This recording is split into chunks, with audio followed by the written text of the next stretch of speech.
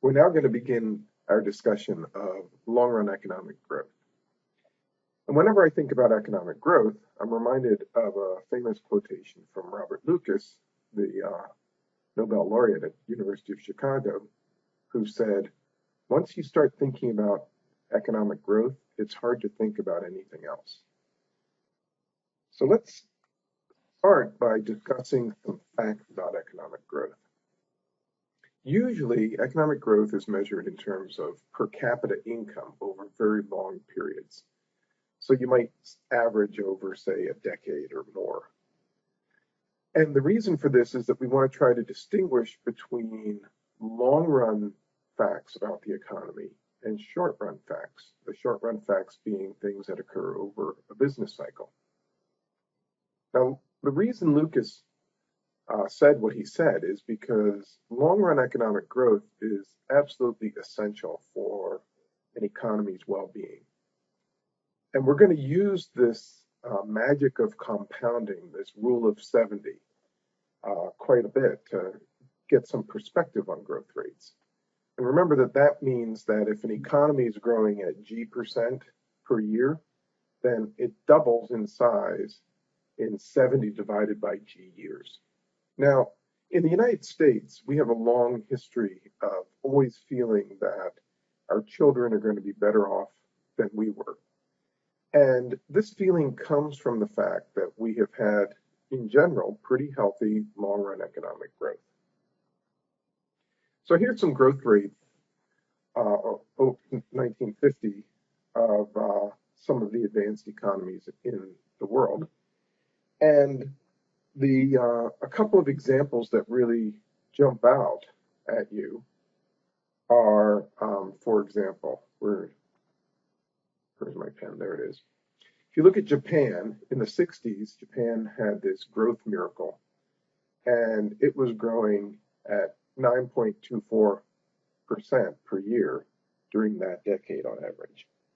That meant that GDP per capita doubled every 7.6 years.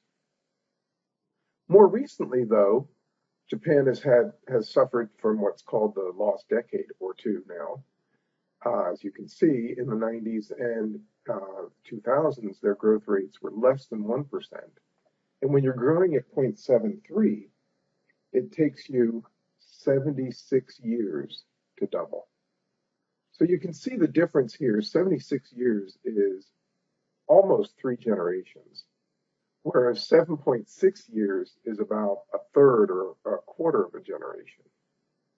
So the difference between growing at 9% and growing at 0.7% is huge.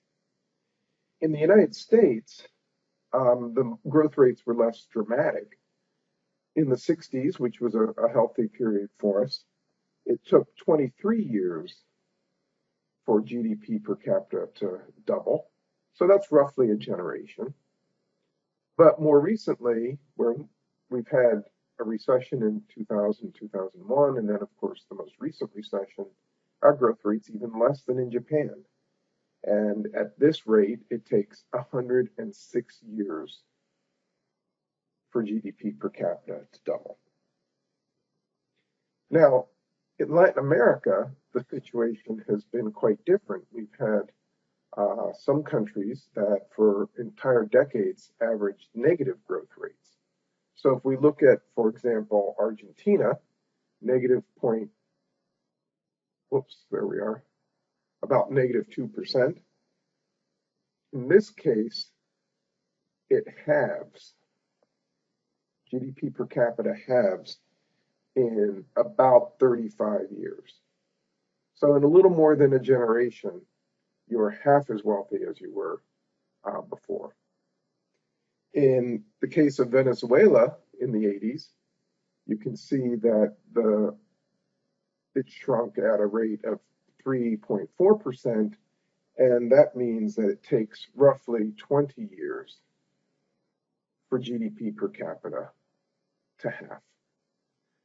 But the message here is that these economies, in contrast to the advanced economies, we've had some variation in growth rates, but nothing like like in Latin America. So in Latin American economies, we have decades where the economies are shrinking and decades where they're actually growing at quite robust rates, like 4%.